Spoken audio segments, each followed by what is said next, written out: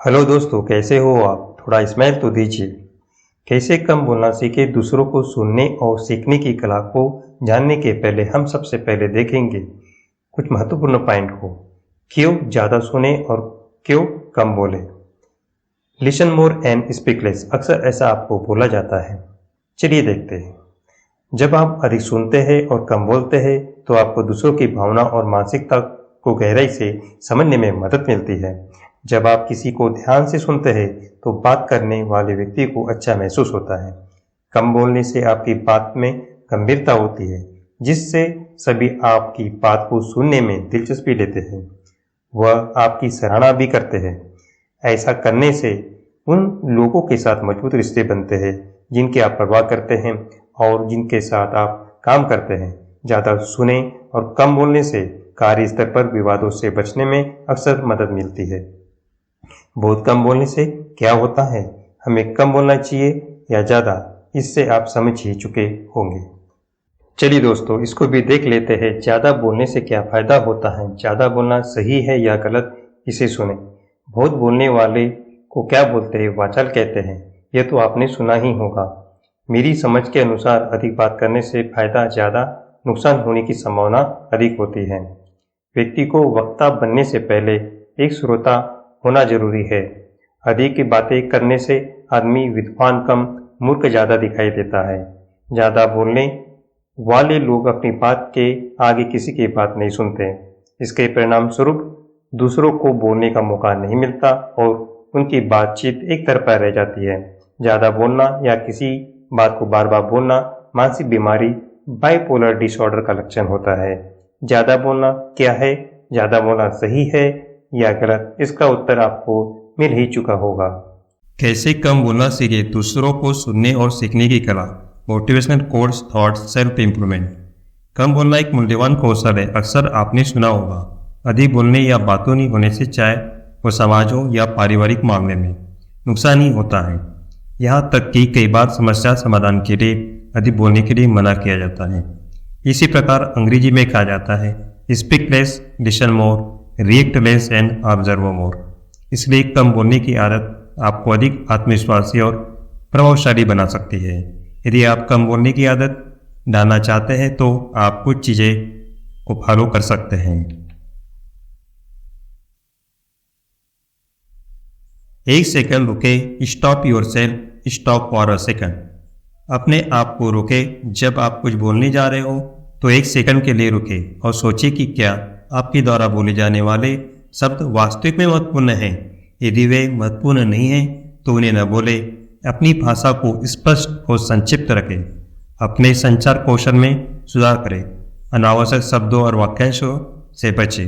अपनी वार्तालाप को समय सीमित करके आप अपने बोलचाल को नियंत्रित करने में मदद मिलेगी। नंबर 2, अधिक सुने, लिसन मोर। जब आप किसी के साथ बात कर रहे हो तो अपना पूरा ध्यान उस व्यक्ति पर दें और उसकी बातों को ध्यान से सुनें।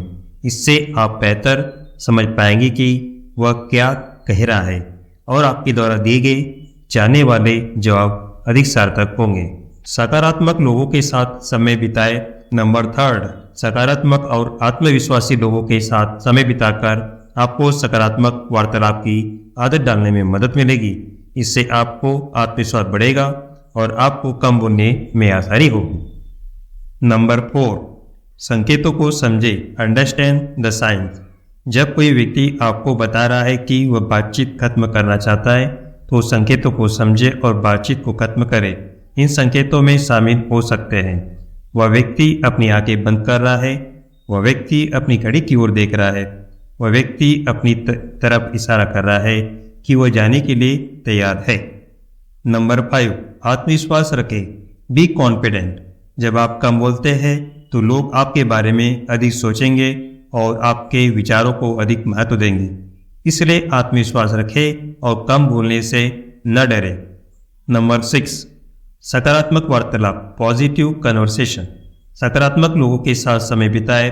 सकारात्मक और आत्मविश्वासी लोगों के साथ समय बिताकर आपको सकारात्मक वार्तालाप की आदत डालने में मदद मिलेगी। इससे आपका आत्मविश्वास बढ़ेगा और आपको कम बोलने में आसानी होगी। नंबर 7, अपने विचारों और भावनाओं को लिखें, write down your thoughts and feelings. जब आप कुछ कहना चाहते हैं लेकिन आप नहीं बोल सकते तो अपने विचारों और भावनाओं को एक डायरी या ब्लॉक में लिखें। नंबर 8, ध्यान विकेंद्रित करें। कई बार लोग इसलिए ज़्यादा बोलते हैं क्योंकि उन्हें अपने विचारों के साथ रहने की आवश्यकता होती है। इसलिए ध्यान को एक शक्तिशाली समय विकेंद्रीकरण के रूप में उपयोग करें। ध्यान की मदद से आप अपने विचारों को संभाल सकते हैं और समझ सकते हैं कि कब और क्या बोलना चाहिए। नंबर 9, संवेदनशीलता बढ़ाएं। मनुष्य में संवेदनशीलता का होना अत्यंत आवश्यक है। संवेदनशीलता ही हमें दूसरों की भावनाओं को समझने और उसके साथ सहानुभूति रखने की अनुमति देता है। यह हमें दूसरों के साथ जुड़ने और मजबूत संबंध बनाने में भी मदद करता है। संवेदनशीलता के बिना हम एक दूसरे के साथ सम्मान और समझ के साथ रहना असंभव है। अधिक संवेदनशील बनने से आप अपने बोलचाल को समझने और ध्यान देने में सक्षम होंगे।